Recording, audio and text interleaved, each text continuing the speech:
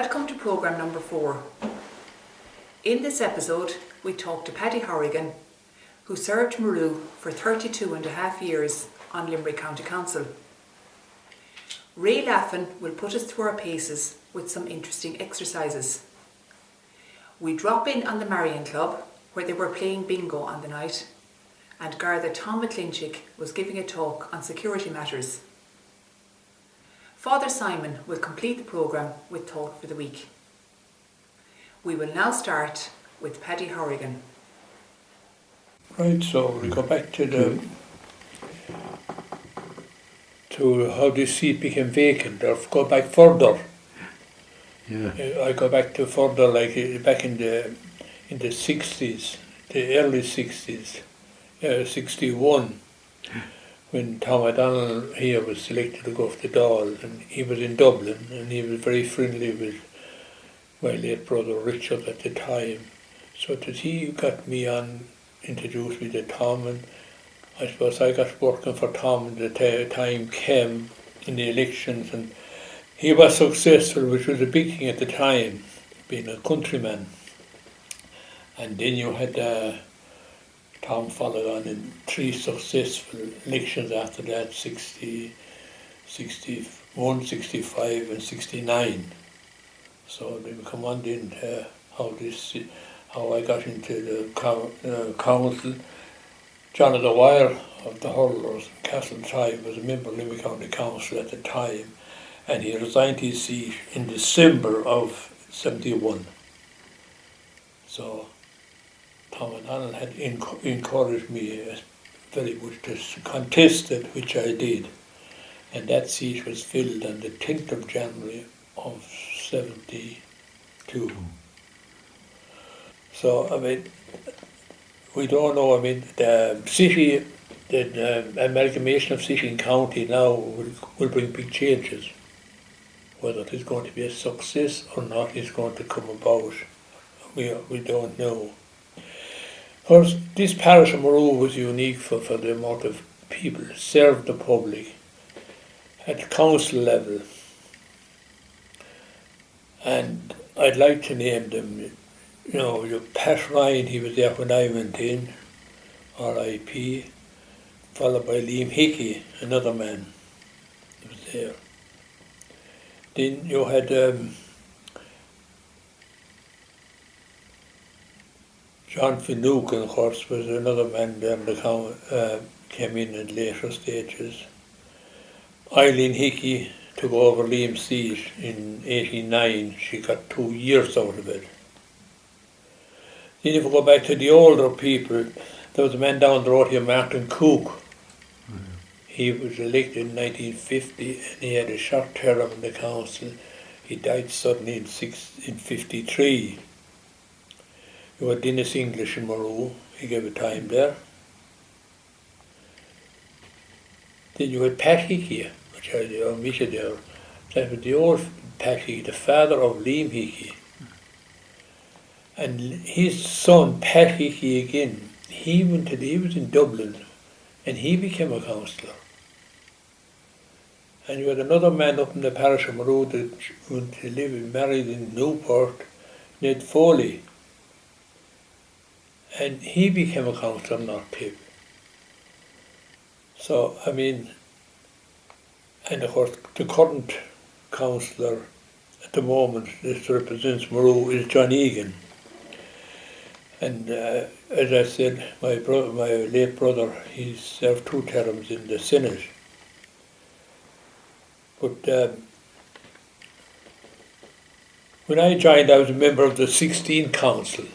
So each council was each 4 or 5 years, they often went to 6 years they were. And I was there 16th, 17th, 18th, 19th, 20th, 21st. So there were 6 seats in the Castleconnell in the Castleconnell area. I know there's got to 7 now. And the most interesting point is, in 1974, 3 of the 6 seats stayed in Maru Parish.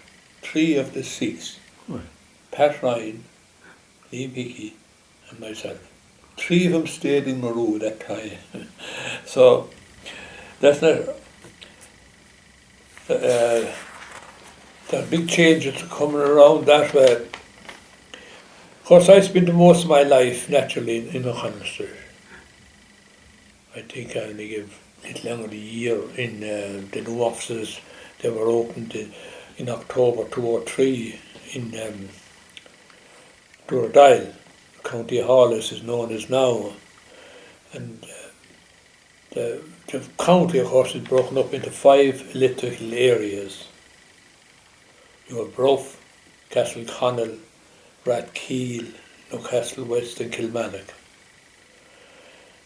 Now, arising from the council, the main body of the council used to meet on the 4th Friday of every month, with the exception of the month of August.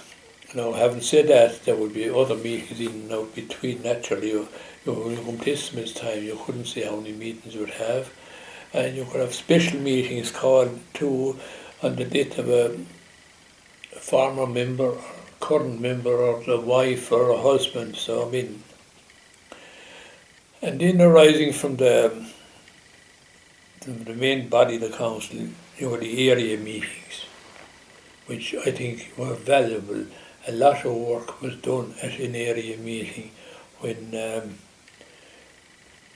could discuss matters locally. So, and you would receive deputations from time to time, and they would naturally say, what were they about? Well, they could be about flooding on a road, bad bins, usual things.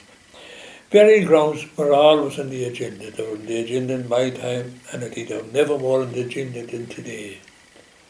I think the council are facing acute shortage of grey spaces, and I think they realise that. They say we have Mungret, which they have, and Castleconnell, the other near ones here. Now, I was down, it was funny, I caught Castleconnell last Sunday evening to visit a grave there, a friend of mine, and I was surprised to see nearly half of it is filled up again. And people were a bit reluctant in the starting going down, but having said that, I think there's going to be a major problem from the social housing comes on. I think all housing was important, and I think the social housing, if I mention social housing there, is Limerick County Council. I think I'm open, I don't think I can be contradicted. This Limerick County Council leads the country on social housing, and I think that's a big thing, and only for the people that put so much work into that. And I have to say that includes yourself in some way, because I mean there was a lot of work done. There were a lot of people housed to the new life for those people. They felt safer. They felt much happier when they were brought from the rural parts into the villages wherever they were, and I think that was a wonderful thing too.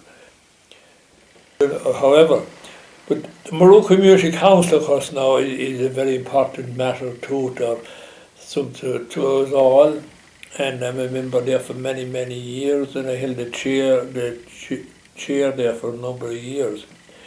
But what I found out now in recent years is, and I say a lot of it, is a lack of interest. A lot of people come and go. They come to see what's there, and they disappear, which is an unfortunate thing, you know. I think the children's playground is a wonderful thing in Maru, and I think we should thank all those that are responsible for bringing it there. Now, when I speak about Maru and the village, I cannot for a moment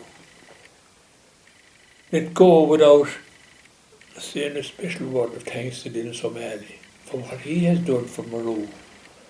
If we start with Abington Enterprise, the Twinning, the Marion Club, as I referred to social housing a while ago, none of these clubs would, and the longest horse long caravan, none of these things would have taken place And the one thing about him is this: he'd set you up, put you on the road, and let you work away.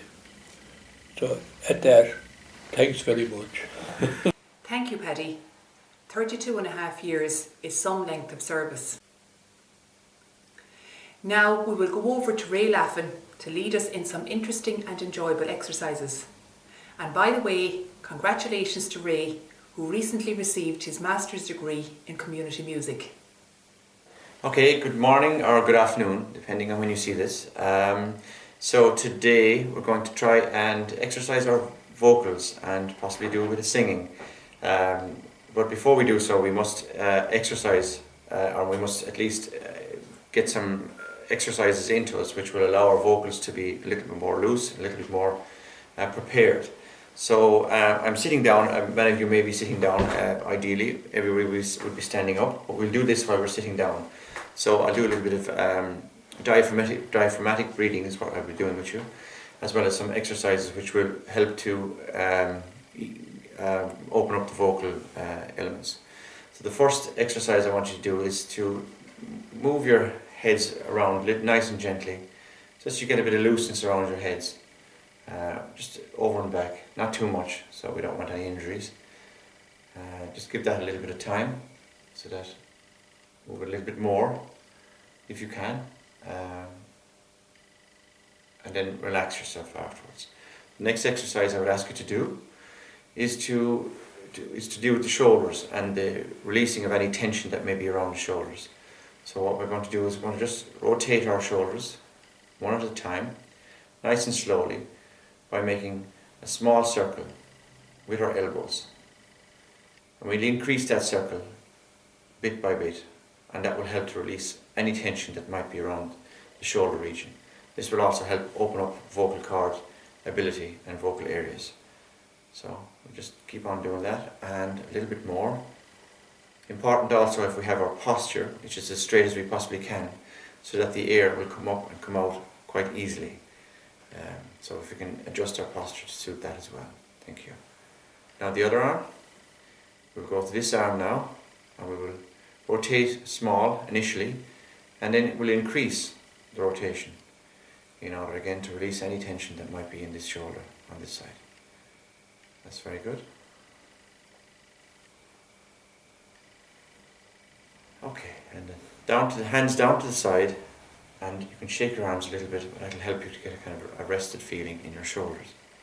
The next exercise I would like you to take on is to lift your shoulders up towards your ears.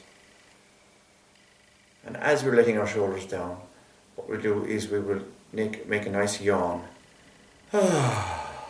Bringing the vocals into play. Let's do that again. Bring up your shoulders up towards your ears. And as we are breathing out, do it again, and you can get a little bit louder. There's no harm. Brings the voice into play. That's very good. And again, I would keep on rotating our hands. Again, it helps to relax all the upper body area. Now the next part of the exercise is to do a little bit of what I call diaphragmatic breathing. Now we place one finger in the middle of our belly button, and when we take a breath, we will try to push out our belly button as much as possible. So when we breathe in, your belly should be going outwards. That is diaphragmatic breathing.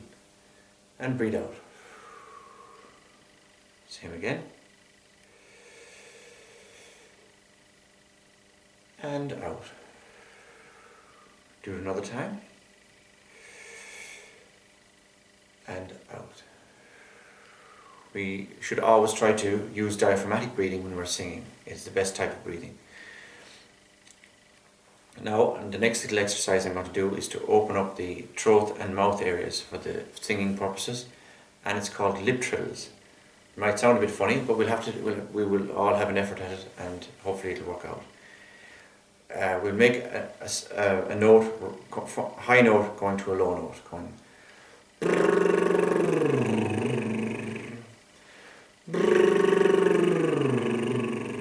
In the opposite direction.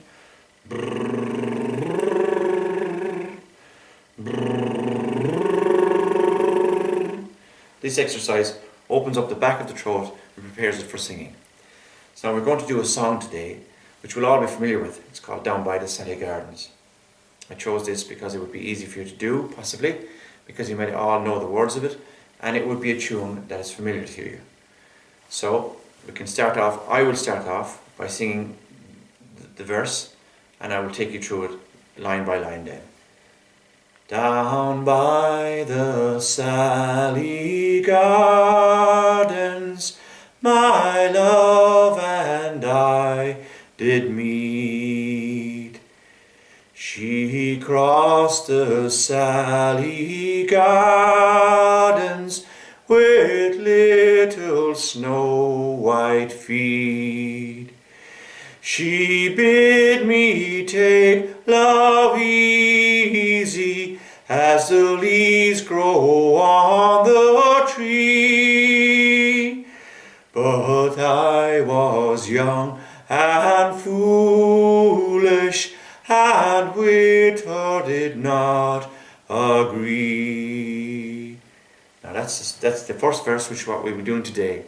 I'll take it with you line by line, and you can sing it after me. I will give you a cue for rhythm, so you can follow it. I will sing the first line, and then you will sing the same line after me. Down by the Sally Gardens, my love and I did meet. Your turn.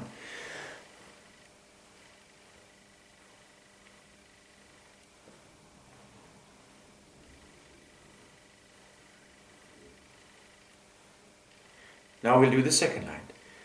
She crossed the Sally Gardens with little snow white feet. Your turn.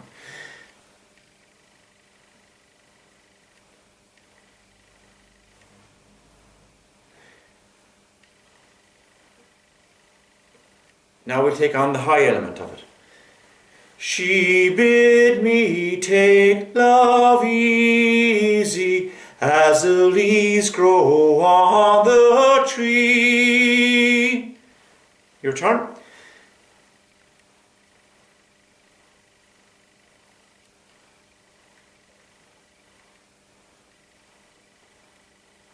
And now the last one. But I, being young and foolish, with her did not agree. Your turn.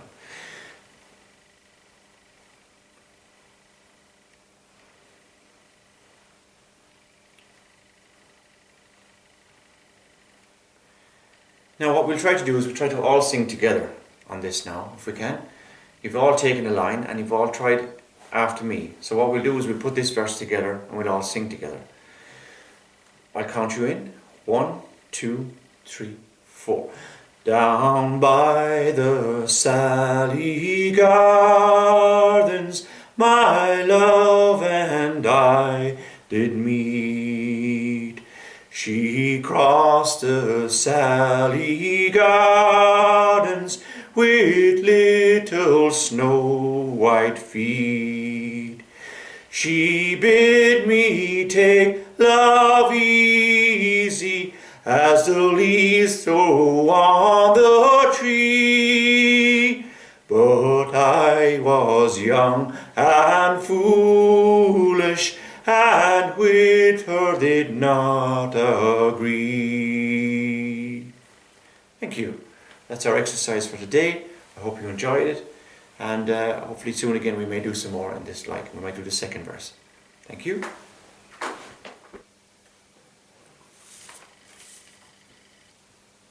The Marion Club is open to new members. The club meets on Wednesday nights at 8 p.m. If you don't feel like coming on your own, perhaps a friend could join you. Contact Kathleen Gunning, chairperson, or Breathe Ryan, secretary, or any member of the committee.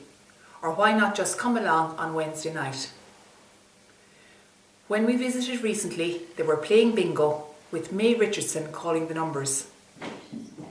2727 9090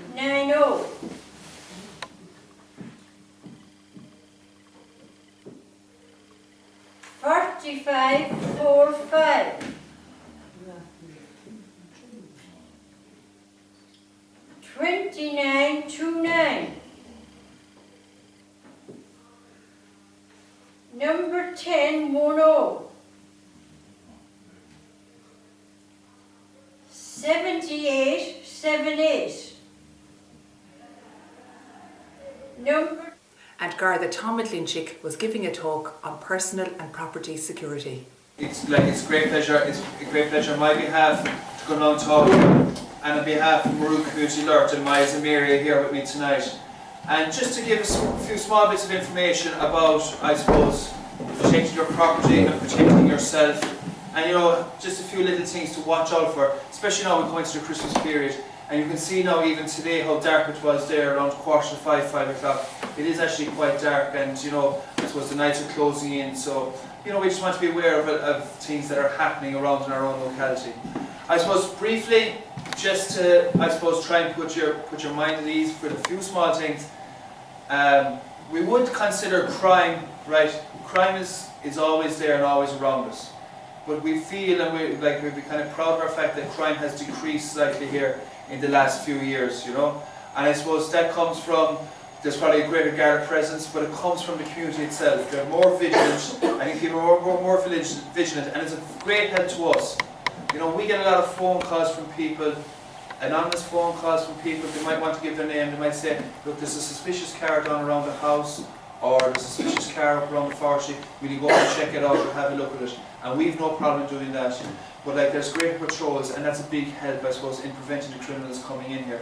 Now, that's not to say it's gone completely. We have to be totally honest about it. We had situations there. We had a situation there last weekend where there was two cars were broken into, right? And that's not to frighten anyone, but it's a reality of life, I suppose. And it's without casting aspersions on the people that were broken into, but they had left their handbags in the car, right? And they went into town, and they had went in, came back the following day, and the handbags were gone. The window was smashed and the car was broken into. Okay, so I suppose one small bit of advice I could give for that, right? And it's a very simple one. And I don't want to try and be simplistic here, or things that we all know ourselves. But you have to watch your property. Okay, watch your bags. Even going into mass, and we all heard stories, and it has happened here outside the church here, where someone might have left something in the front seat, they come back, it's gone. Okay? And the simple thing is bring it with you. If it's not necessary, don't bring it. Right? And I know, I don't know myself personally, but I know from my own wife at home, and from my mother, and from ladies, you like to have the bag with you at all times, okay? And I understand that totally. But if you are carrying the bag, I do know people that are very close to my own house, and when they take their bag, honest to God, I would think the kitchen sink is inside it. If you ask them to take, where are the keys of the car, it could take them 2 minutes between they take out everything, makeup and phones and wallets and the whole lot, and they can't find it. So what I'm saying is, bring the bare essentials with you if you can at all. Know where your keys are and your wallet is at all times, right? And your purse or whatever the case may be, right? Because people are watching for the easy target. I gave an example here. We had a talk here 2 or 3 weeks ago again, and it happens every day, unfortunately, folks. People go shopping, right? And again, you're pushing on your shopping trolley, and again, I'm not getting out of the ladies, but generally it's the ladies that do the shopping, and they sort of shopping on the trolley, and they have that bag inside in the shopping basket, and they see a 2-for-1 offer over here, right? 2 for 1 on tea bags or on whatever it is, perfume or deodorant, and they go over and they leave the bag there, right? I think we've all done it, or everyone's, and they come back and the wallet has just gone out. People, they'll see opportunities. They mightn't take the bag itself, they'll just take the wallet, off they go. You go up to pay for your shopping, where's my wallet, right? It's gone, alright? That's happening, folks, I would say every day in Limerick, right? Limerick City and County. That is happening, right? You're leaving their wallet open and vulnerable, okay? So that's just a small thing to be aware of, okay? Be aware of your surroundings, right? And again, what I'm trying to get from here is, I'm not trying to frighten anyone, right? We still all have to live our lives. We go out, and this is a lovely, lovely community, right? People can walk up and down the street here, and there's no fear of that whatsoever. All I would say to you, like, you know, if you are going into town, or even here in Maru, like, you know, just be aware of your surroundings, right? You know, if you're not comfortable, like, you know, that you keep things close and tight. And if someone, and again, this is not the frightening, if someone does, you know, make a grab for your bag or your wallet, leave them have it. Like, you know, listen, you know, right, at the end of the day, if it's a few pounds or whatever it is, leave them have it. Like, you know, don't find yourself in a struggle with anyone, okay? It's not worth it, alright? But like, I would say here, it is safe, it's very safe around here, not to be worried about that at all whatsoever, okay? The one thing I would say again is, when we talk about that's our own personal safety, safety at home, right? And again, you should be safe in your own home and feel safe in your own home at all times, alright? And we do hear of unfortunate incidents where someone might have tried to break in a window, or, you know, someone has gone into houses, okay? But just be, you know, be aware that, you know, if you can do a few small things to prevent people getting into your house, okay?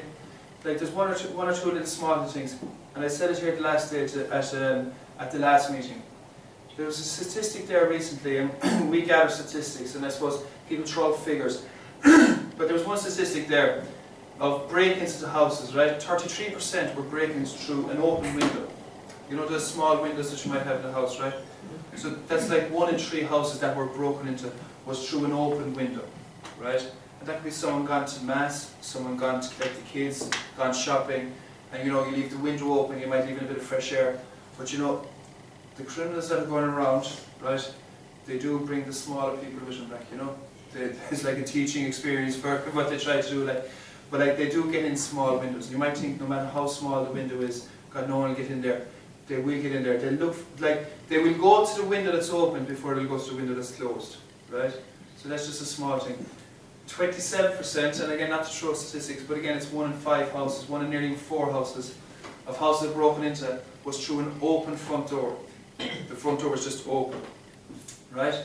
And again, I'm not saying to you that you know that you want to be a prisoner in your own home, but like, it is still no harm. And I know, I know from my own experience, like at home growing up, we love to keep the door open, and I know you would all tell stories that the door is always left open, the key was in the latch. But unfortunately, that's not the society we live in now, okay? That's through no fault of ourselves, like, you know, that's, we'll say, other influences of people, like, you know, that they look for money, whatever they're looking for, if they want to rob, like, if there's 2 doors, they'll go to the one that's open before they go to the one that's closed, okay? And a small thing like, you know, put a latch on the door, you know, and isn't that you are keeping unwanted people out, but any of your friends or relatives that come, they will understand totally, like when they knock on the door and they say, oh gee, because you have it locked, and you say, well, look, of course we keep it locked, you know, you have to keep it locked at all times. But there are 2 small little things you can do in your own house, you know, to make it safe, you know, and again, as I said, I don't want anyone to come out here tonight and say, oh God, the guard said we have to lock all our doors and windows. You know, just be a small bit more vigilant. That's all I'd say. Like, there's no problem leave windows open if you're in the house or whatever. Like, or if you are going out at night time and the windows are closed, you know, put on a light in the front room. Put on a light in the front room. Have the radio on, right? Small little things like that. If you go to mass, we'll say at the same time every week, right? Say if you go to mass on a Saturday night, you know, change the light that you might leave on. If you leave on one light in the front room, then put on the light in a different room the next night, right? And have the radio on or push it onto a different channel. You know, small little things like that that will just deter the criminal that's going around looking, we'll say, for the soft and easy opportunity. Alright? Is that okay, folks? I'm not trying to, and again, I'm not trying to frighten anyone or down talk to anyone or anything like that at all. But there are small things that we can all do, right? When you're going to bed at night time, you know, bring the keys with you, because just say that someone does bang or knock on the door, like, you know, and, you know, if you're woken out of your sleep, you know, at least you know, right, my keys are beside me in the bed here, like, you know, or they're in the drawer there beside the bed. But like, if you leave keys downstairs, you know, on the front table, the table on the corridor as you walk in, it has been known that people, they will lift up the letterbox, they'll put in a little coat hanger, you know, they can attach it to a pole, and they'll hook the keys and they'll pull them out through the door. You know, there actually isn't too many people now breaking into houses, smashing the door, putting their hand in and unlocking things. They're going to look for the easiest opportunity, and like, they will take keys if they see them. So like, that's just a small thing, like, you know, bring the keys to the bedroom with you. It's a very, very small thing, but it's something that would help. Father Simon will now provide a thought for the week.